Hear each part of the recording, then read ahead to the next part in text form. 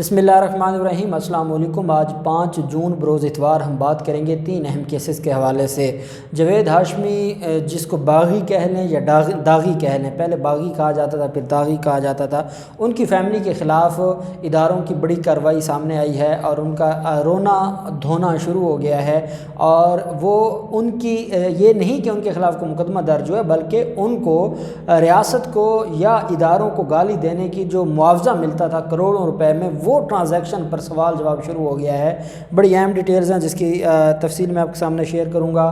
ساتھ ہم بات کریں گے جو معاملہ ہے سی سی پی او لاہور کا۔ سی سی پی او لاہور نے بڑے پیمانے پر کارروائیاں کی ہیں اور آج کا دن میں سمجھتا ہوں بڑا اہم ہے۔ آج سٹیٹمنٹ جاری کی گئی ہے، آج رپورٹ جاری کی گئی ہے سی سی پی او لاہور کی طرف سے، اور اس میں سٹنگ ایم پی ایز ہیں پاکستان مسلم لیگ نون کے، جو بدماشوں کی لسٹ میں شامل ہیں، ان کے خلاف کارروائیاں، کھوکھر برادران کے خلاف کارروائیاں، تیفی بٹو، گوگی بٹو، یہ جتنے بھی ہیں یہ سارے کے سارے۔ اب آپ اندازہ لگائیں، گوگی بٹ کے خلاف کارروائی ہو تو وہ کہتا ہے مجھے سیاسی انتقام کا نشانہ بنایا جا رہا ہے۔ آپ اندازہ لگائیں کہ اس کی سیاست کیا ہے۔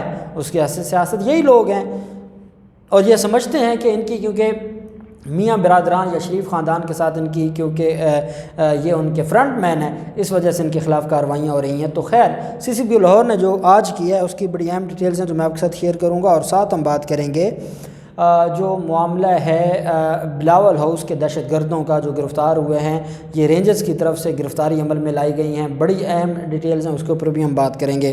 پہلے میں آپ کو جاوید ہاشمی کا بتا دوں۔ آپ جانتے ہیں 3 ہفتے پہلے جاوید ہاشمی اور ان کی فیملی کے خلاف جو آپریشن کیا گیا تھا، بیسیکلی انہوں نے محکمہ اوقاف کی بہت بڑی زمینوں پر قبضے کیے ہوئے تھے، اور یہ قبضوں میں ملوث تھے، اور جو ہے وہ ایک قبضے کرنا، پھر اس کے بعد سول عدالتوں سے جا کر سٹے لے لینا، پھر ان سٹے کی بنیاد پر 2 سال، 3 سال، 10 سال، 15 سال یہ اس پراپرٹی کو انجوائے کرتے ہیں۔ اور ان کو پتہ ہے کہ آگے پہلے تو وہ حکومتیں تھیں جو ان کو نہیں پوچھتی تھیں اور سٹے کی نوبت نہیں آتی تھی۔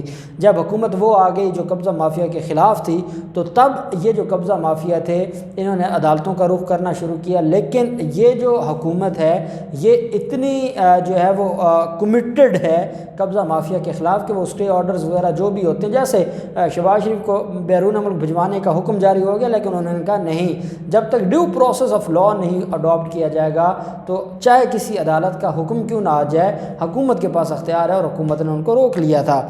یہی معاملہ سٹے آرڈرز کا ہے، اور اب سٹے آرڈرز کے ہوتے ہوئے جو کارروائیاں ہو رہی ہیں وہ بڑی دلچسپ ہیں۔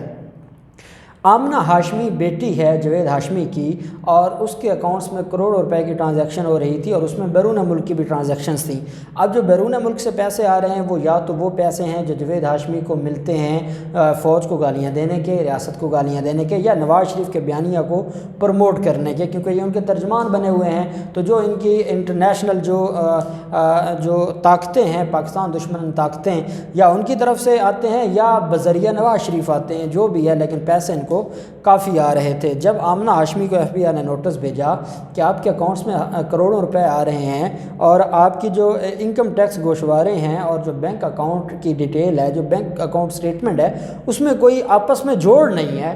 بینک اکاؤنٹ آپ کا کچھ اور کہہ رہا ہے، اس میں ٹرانزیکشنز کچھ اور کہتی ہیں، اور آپ جو اپنے گوشوارے جمع کرواتے ہیں وہ کچھ اور ہیں۔ اس کا جواب انہوں نے مانگ لیا۔ آمنہ ہاشمی نے کیا کیا کہ اس نے وہ جو نوٹس تھا ایف بی آر کا، اس کو اٹھایا اور سول عدالت پہنچ گئی۔ سول عدالت جا کے ایک آرڈر کروا لیا سول جج سے کہ اس نوٹس کی بنیاد پر میرے خلاف کوئی کارروائی نہ کی جائے، اور سٹے لے لیا۔ اس سٹے کی بنیاد پر اس نے یہ زحمت ہی گوارا نہیں کی کہ وہ ایف بی آر کے پاس چلی جائے اور ایف بی آر کو جا کے جواب دے، جو انہوں نے فراڈ کیا، جو کچھ بھی کیا، جا کے ایف بی آر کو جواب دیں، اور ایف بی آر قانون کے مطابق ان کو ڈیل کرے گا۔ یا اس سٹے آرڈر کی کوئی کاپی لے جائیں، اس میں دیکھیں تو صحیح کہ سٹے ہوا ہے یا نہیں ہوا، یا جو ہے آپ ویسے ہی کوئی دعویٰ دائر کر دیں اور آپ کہیں جی کہ میں نے تو سٹے کا کیس کیا ہوا ہے، تو اس سے مراد یہ تو نہیں ہے کہ سٹے ہو گیا ہے۔ تو وہ انہوں نے یہ تکلیف بھی نہ کی۔ ایف بی آر نے کیا کیا، ایف بی آر نے ان کے اکاؤنٹ سے جو پیسے تھے وہ حکومت پاکستان کے اکاؤنٹس میں جو ہے وہ ٹرانسفر کر دیے۔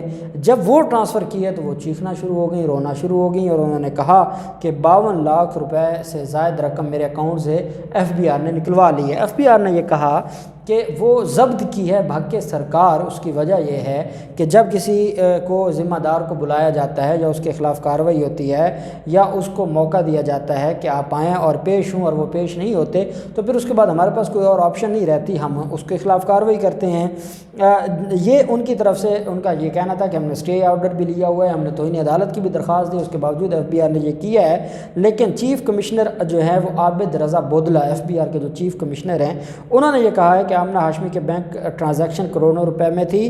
آمنہ ہاشمی کے انکم ٹیکس گوشوارے اور بینک اکاؤنٹ میں واضح فرق تھا۔ Chief commissioner F B R کا کہنا تھا کئی ماہ سے تحقیقات کا عمل جاری تھا، نوٹسز بھی جاری کیے گئے تھے، کوئی جواب نہیں دیا گیا۔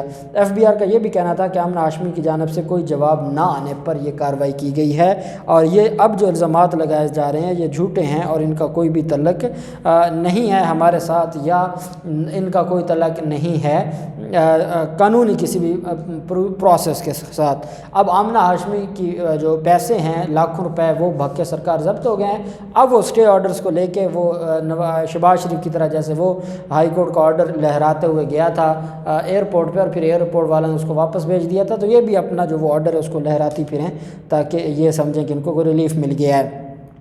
دوسری طرف سی سی پی او لاہور نے آج ایک اہم جو ہے وہ یہ رات گئے پریس کانفرنس ہے سی سی پی او لاہور کی طرف سے، اور بڑی اہم جو ہے وہ انہوں نے آج پریس کانفرنس کی اور اس میں آج کی کارروائیاں اور پچھلے جو 6 ماہ کی کارروائیاں ہیں وہ آج قوم کے سامنے رکھی ہیں۔ سی سی پی او لاہور غلام محمود ڈوگر نے یہ کہا ہے کہ اس سال، یہ جو رواں سال ہے 2021، 350 سے زائد شہریوں کو ان کے پلاٹس دلوائے گئے ہیں، 350 سے زائد شہریوں کو قبضہ مافیا سے پلاٹ لے کے دیے گئے ہیں۔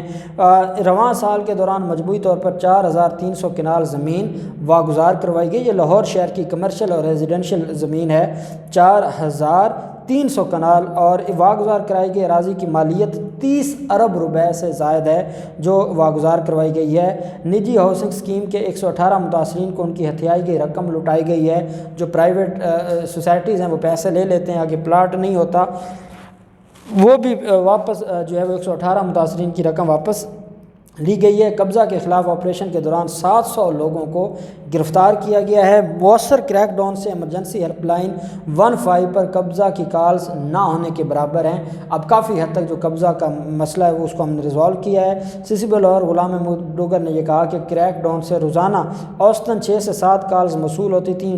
ڈیروں پر بلا کر لوگوں کو زبردستی فیصلے کرنے والے پنچایتیوں، مساوی سسٹم قائم کرنے والے بدماشوں کے خلاف بھی کریک ڈاؤن کیا گیا۔ ایسے لوگوں کے خلاف شکایات پر 570 بدماشوں کو گرفتار کیا گیا۔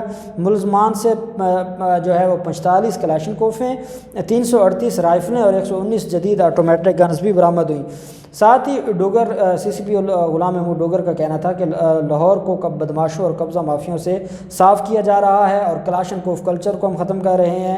مہذب شہر بدماشوں اور قبضہ گروپوں کی کوئی گنجائش نہیں ہے۔ انہوں نے یہ بھی کہا کہ جو عثمان بزار کا یہ کہنا ہے کہ قبضہ مافیا کے خلاف کارروائی ہم کامیاب ہوئے ہیں، تو اس پر جو ہے وہ سی سی پی او کا کہنا ہے کہ وہ ٹھیک کہہ رہے ہیں۔ جو سی ایم پنجاب میں ایسے ہی ہوا ہے اور ہم نے ان کے خلاف جو کارروائیاں بڑے لیول پر کی ہیں اور ہمیں بڑی کامیابیاں اس میں ملی ہیں۔ دوسری طرف انعام غنی کی طرف سے آج جو آئی جی پنجاب ہیں انہوں نے ایک مراسلہ لکھا ہے ڈی پی اوز کو اور آر پی اوز کو اور جو ایس پیز ہیں انویسٹیگیشن ان کو، کہ ٹی ایل پی کے جن لوگوں کو رہا کیا جا رہا ہے اور ان کو اس لیے رہا کیا جا رہا ہے کہ ناقص تفتیش کی وجہ سے ان کو رہا ہوئے جا رہے ہیں، تو اس پر برہمی کا اظہار کرتے ہوئے کہا کہ جو ڈی پی او ہے یا جو آر پی اوز ہیں وہ خود جو ٹی ایل پی کے خلاف مقدمات ہیں ان کی تحقیقات خود کریں اور کوئی ایسا لے کیوں نہ چھوڑا جائے کہ ان کو ریلیف مل جائے۔ یہ وہ لوگ ہیں جنہوں نے نہ صرف ریاست کو کی ریٹ کو چیلنج کیا بلکہ پولیس والوں کو قتل کیا، زخمی کیا، تشدد کیا، اغوا کیا، اس لیے ان کے خلاف بھی کارروائی۔ آج نیا نوٹیفیکیشن جاری ہوا اور مراسلہ جاری ہو گیا کہ ٹی ایل پی کے جو کارکنان گرفتار ہیں ان کے خلاف تحقیقات کو کامیاب کر کے ان کو جو ہے وہ جیلوں میں بند رکھا جائے اور ان کے خلاف کارروائی آگے چلائی جائے۔ اب ہم آ جاتے ہیں لیاری گینگ۔ لیاری گینگ سے مراد ہے بلاول گینگ، اور وہ عزیر بلوچ اور وہ فریال تالپور اور وہ ذوالفقار مرزا اور پھر وہ آصف زرداری اور وہ قصہ۔ اب لیاری گینگ کے خلاف جو ہے وہ سی ٹی ڈی نے اور رینجرز نے کارروائی کی ہے، اور یہ 3 ملزمان ہیں جن کو لیاری گینگ کے 3 ملزمان کو گرفتار کیا گیا ہے، جو آج بھی وہاں پر دہشت گردی کر رہے ہیں۔ اور آپ جانتے ہیں لیاری پاکستان پیپلز پارٹی کا گڑھ ہے، اور پاکستان پیپلز پارٹی کے کہنے پر یہ لیاری گینگ ہو، وہ جو امن کے نام پر جو ہے انہوں نے مختلف گروپس بنائے ہوئے تھے، امن کمیٹی بنائی ہوئی تھی، وہ سارے کے سارے یہ بیسیکلی اس کے پیچھے فریال تالپور اور بلاول ہاؤس تھا۔ اب کہا یہ جا رہا ہے کہ جو رینجرز ہیں انہوں نے لیاری میرا ناکہ میں کارروائی کے دوران لیاری گینگ وار سے تعلق رکھنے والے 3 ملزمان کو گرفتار کر لیا گیا، اور بھاری اسلحہ، دستی بم، مسروقہ موٹر سائیکلیں اور بھی بہت کچھ برآمد ہوا۔ 7 ملزمان میں اسلم عرف راشد، تنویر عرف پٹی، ماجد عرف سیاد شامل ہیں۔ ملزمان نے بھتہ خوری، دیگر سنگین جرائم کی وارداتوں کا انکشاف کیا ہے، اور انہوں نے یہ بھی کہا ہے کہ وہ عزیر بلوچ کے ساتھ مل کر یہ سارے کے سارے جو ہے وہ دہشت گردی کے مختلف واقعات میں ملوث تھے۔ اب جانتے ہیں کہ عزیر بلوچ کے خلاف اب 3-4 مقدموں میں گواہوں نے ان کو پہچانا ہے اور ان کو ٹف ٹائم دیا ہے۔ پہلے تو وہ 10 سے 12 مقدمات میں بری ہو گئے تھے، لیکن ان کے خلاف 50 سے زائد مقدمات ہیں، تو 3-4 ریسنٹ جو 3-4 مقدمات تھے اس میں ان کو پہچانا بھی گیا ہے، اور گواہ ان کے خلاف گواہیاں بھی دے رہے ہیں، اور بڑا ٹف ٹائم ان کے لیے ہو گیا۔ اور یہی وجہ ہے کہ لیاری گینگ دوبارہ ایکٹیو ہو رہا ہے، اور یہ پریشر ڈالنا چاہتا ہے اداروں پر کہ ہر حال میں جو ہے وہ عزیر بلوچ کو ریلیف دیا جائے، نہیں تو یہ لاہور کا امن خراب کریں گے۔ اور ساتھ اس میں یہ کہا گیا ہے کہ یہ جو کارروائیاں ہیں اس میں جو رینجرز کا کردار ہے وہ بڑا ہی سراہنے والا ہے۔ جب تک یہ جو سیاسی مافیا ہے یہ ان کو سپورٹ کرتا رہے گا، ان کو پروٹیکٹ کرتا رہے گا، اسلحے کے لائسنس جاری کرے گا، ان کو اسلحہ پرووائڈ کروائے گا، ان سے غیر قانونی کام کروائے گا، تو تب تک بڑا مشکل ہے ان کا صفایا ہونا۔